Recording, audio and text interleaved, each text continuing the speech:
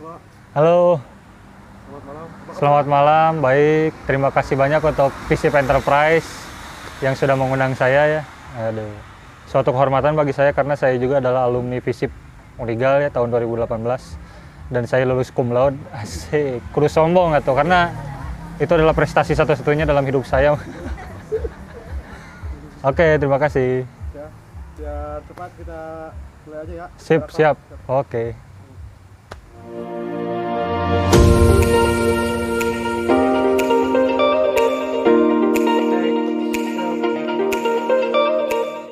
Assalamualaikum warahmatullahi wabarakatuh. Selamat malam, perkenalkan nama saya Azmi Anwar Muttaqin atau biasa dipanggil Azmi Rancu. Asli dari Rancah dan sekarang berprofesi sebagai editorial di portal berita. Pertama mungkin saya di pergaulan dikenal sebagai orang yang kalau berbicara, kalau menjelaskan itu kayak nggak jelas gitu, kayak teka hati gitu. Jadi teman-teman saya menganggap saya rancu, pembicaraan saya agak rancu. Jadi pemikiran udah nyampe mana gitu, yang dikeluarin susah gitu. Jadi gak jelas.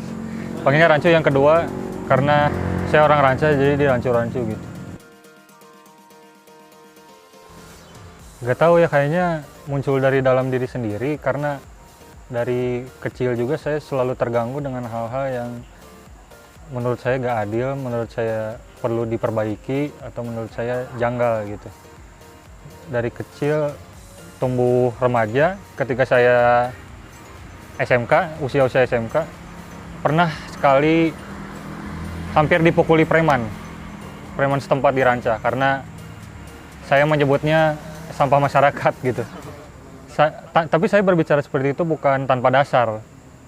Itu karena saya mendengar perbincangan orang lain di masyarakat Rancah bahwa saya tahu mah mabok wae, saya tahu mah kieu-kieu wae gitu. Ketika saya ke masjid ketemu dia,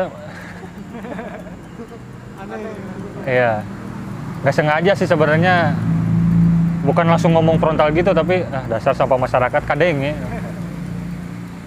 Sholat subuh saya mau dipukulin gitu hari itu. Tapi pada akhirnya damai mungkin ya, karena dia juga mengaku salah ya, dan mengakui bahwa dirinya juga sampah masyarakat mungkin ya. Iya, mungkin suka diomongin juga, tapi tidak selalu dibicarakan ya. Bisa juga ditulis, posting di Facebook, atau setidaknya merubah dengan tangan sendiri kan belum sanggup gitu. Rasanya gak enak aja gitu, rasanya ada yang ganjel gitu di dalam diri teh gitu. Teman-teman mungkin harus tahu dulu ya, zine itu apa ya. Beda dengan magazine. Kalau magazine kan media-media mainstream ya. Kalau zine itu lebih ke alternatif, majalah indie, majalah terbitan sendiri gitu. Jadi isinya juga tanpa batas. Batasnya itu hanya yang dibuat oleh si pembuatnya gitu. Saya sendiri bikin atur frekuensi zin dengan batasan tanpa batasan. Ya, saya mematok aturan bahwa batasannya tanpa batasan. Jadi bebas aja. Awalnya 2015, ketika saya miris melihat teman-teman di Ciamis, itu banyak yang suka berkarya ya, baik itu tulisan, gambar, ilustrasi, musik, dan lain-lain, tapi tidak punya media untuk menyalurkannya. Dulu kan masih jarang ya, 2015 yang bikin channel YouTube, podcast belum ada, yang upload lagunya ke Spotify belum juga gitu. Selain itu karena media-media lokal di Ciamis juga gak menyorot hal-hal itu gitu. Gairah-gairah anak muda itu jarang disorot. Seperti ya koran-koran lokal kita, gak usah disebutin lah namanya. Jarang gitu, kebanyakan beritanya itu ya berita-berita biasa aja kayak di TV gitu. Sedangkan kan teman-teman kita banyak yang suka berkarya tapi gak punya media. Nah, saya bikin sebagai wadah betul. yang ngirimin tulisan, ngirimin gambar apa aja pokoknya dimuat gitu. Asal ada hubungannya dengan Ciamis. Lokalitasnya harus kuat gitu. 2015 itu. Ya, terhadap atur frekuensi, respon publik mungkin. Atur frekuensi terbit sampai 6 ya. 6 volume ini saya bawa juga. Yang volume 6. Tahun 2016, ketika atur frekuensi sampai ke edisi keempat, saya lolos masuk kurasi Bandung Zine Fest 2016. Itu adalah festival zine terbesar se-Asia Tenggara. Ya, se-Asia Tenggara. Saya satu-satunya yang datang dari Priangan Timur. Cuma dari Ciamis gitu, gak ada dari Tasik, gak ada dari Banjar dan lain-lain. Dan di sana saya mendapatkan apresiasi yang sangat baik gitu. Respon teman-teman zine maker seluruh Indonesia itu sangat bagus gitu. Karena kota kecil yang jarang disorot media gitu. TV paling kalau ngeberitain Ciamis apa sih? Budayanya, Pangandaran udah bukan Ciamis ya. Sedangkan saya membawa gairah anak muda gitu. Musik, tulisan, ilustrasi, dan lain-lain. Alhamdulillah saya diliput oleh 2 media besar, Merdeka.com sama Kabarkabus.com. Ada sampai sekarang ada beritanya di online. Itu tahun 2016, terus 2018 ada lagi Bandung Zine Fest. Nggak sempat kurasi tapi saya bisa ngelapak gitu. Dan alhamdulillah saya ditawari untuk masuk film dokumenter. Film dokumenter tentang zine. Yang bikin itu mahasiswa ISBI Bandung. Saya masuk diwawancarai. Jadi Atur Frekuensi adalah satu-satunya zine dari luar Bandung. Kan itu cuma kota Bandung, dari luar Bandung yang masuk film dokumenter itu gitu. Podcastnya namanya Bicarancu ya. Saya buat tahun 2019 akhir. Tujuannya ingin tetap berkarya gitu karena saya lagi kerja di Bandung. Ingin tetap berkarya dengan teman-teman tahu sendiri kan ketika saya ngomong itu kurang jelas gitu ke hati. Jadi saya ingin mewawancarai orang-orang yang punya kompetensi di bidangnya masing-masing ya kayak teman-teman gini lah gitu. Jadi saya ngerekam ngobrol panjang lebar tapi pertanyaannya ya balik lagi ke tadi gitu, kritis. Contohnya ketika saya ngobrolin tentang militerisme, saya ngobrol sama aktivis yang anak tentara. Ketika saya ngobrol tentang Unigal misalnya, saya ngobrol dengan alumni Unigal, mantan ketua BEM, gitu-gitu. Ya jadi isinya benar-benar bebas gitu, jadi ngomong apa aja nggak disensor. Tapi ya alhamdulillah yang dengernya cuma dikit lah, jadi nggak terlalu ini ya berpengaruh. Tapi pada akhirnya kena masalah juga sih. Yang episode ke-17 benar-benar kena masalah saya. Karena isinya itu emang kekeliruan saya juga menyebut nama dan institusi secara frontal gitu. Ketika itu ada demo di Ciamis, demo Undang-Undang Omnibus Law, podcastnya itu ngomongin tentang hasil demo tersebut gitu. Yang pada akhirnya cuma pokoknya mengkritik peserta demo. Iya, mengkritik peserta demo memang salah saya sih. Jadi peserta demo itu kan ada banyak ya, ada mahasiswa, ada teman-teman ormas, juga ada forum lain gitu. Dan itu semua saya obrolin dengan narasumber-narasumber yang peserta aksi demo. Jadi mereka narasumber ini melihat langsung kejadiannya gitu, terus diobrolin gitu. Akhirnya kena masalah. Saya kaget ternyata yang dengerin banyak juga gitu. Akhirnya saya dikumpulin, saya dipanggil ke Kang Denny WJ, tahu ya? Di situ datang semua teman-teman ormas ya. Nggak usah disebutin lah ya. Teman-teman ormas yang tadinya ya gue nggak usah disebutin. intinya mereka tidak terima gitu.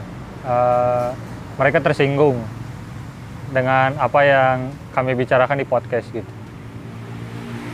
Awalnya saya mau dituntut karena hukum, tapi pada akhirnya enggak juga. Karena mereka juga mengerti, karena mereka juga kan ya kritis juga, demonstran juga gitu.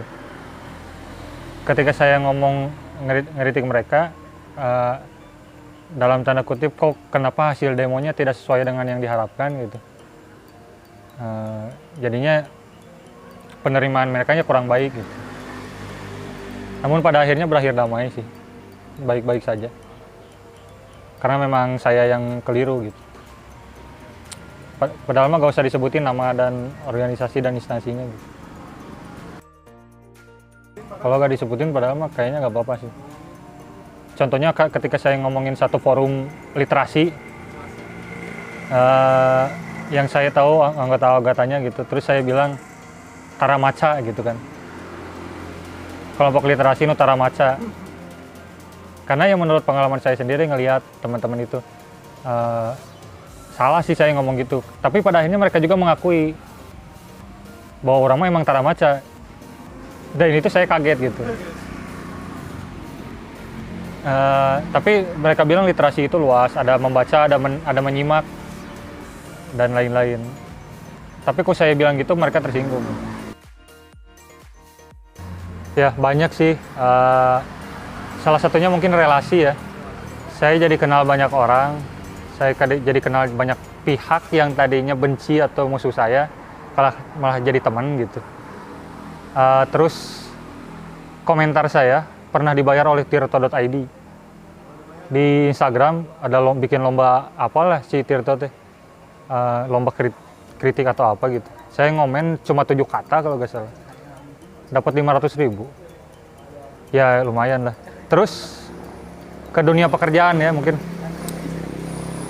Akhirnya saya bisa kerja di media walaupun tidak terlalu besar ya. Tapi di Bandung gitu. Alhamdulillah penghasilannya cukup inilah. Karena UKM Bandung ya. Itu berkat atur frekuensi, berkat tulisan-tulisan saya. Karena memang orang-orang kritis seperti itu sangat dibutuhkan di media gitu. Dan saya memang passionnya inginnya kerjanya di media.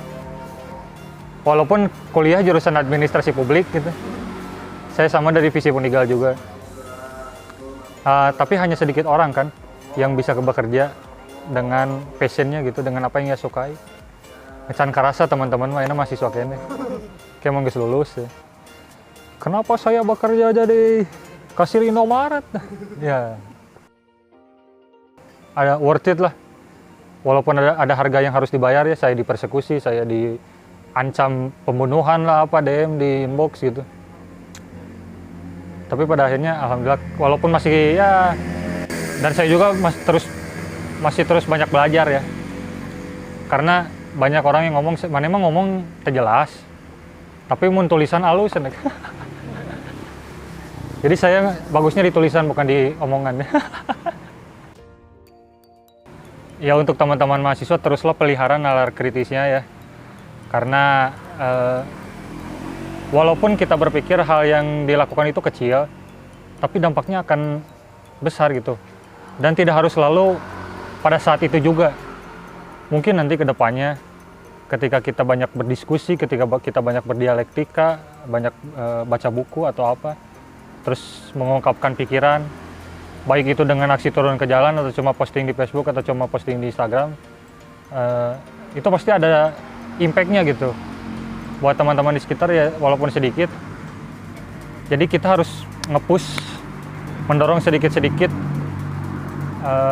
budaya kritis di sekitar kita, agar masyarakat tidak selalu stagnan dan terjebak dalam kejubunan berpikir gitu. Jadi ayolah terus membela kebenaran terlalu klise ya. Tapi ikuti kata hati gitu. Kalau kita melihat hal yang batil, hal yang tidak benar, cobalah dirubah gitu. Bagaimanapun caranya. Karena saya juga seorang muslim ya. Jadi mendasarkan pemikiran saya mungkin awalnya dari hadis Nabi Muhammad SAW yang mengatakan bahwa ketika engkau melihat sebuah kebatilan, rubahlah dengan tanganmu. Atau ketika engkau tidak sanggup, rubahlah dengan lisanmu. Jika kau tidak sanggup lagi, rubahlah dengan hatimu gitu. Dan ketika engkau merubahnya dengan hati, itu adalah selemah-lemahnya iman. Kalau gak salah ya. Nanti bisa searching sendirilah.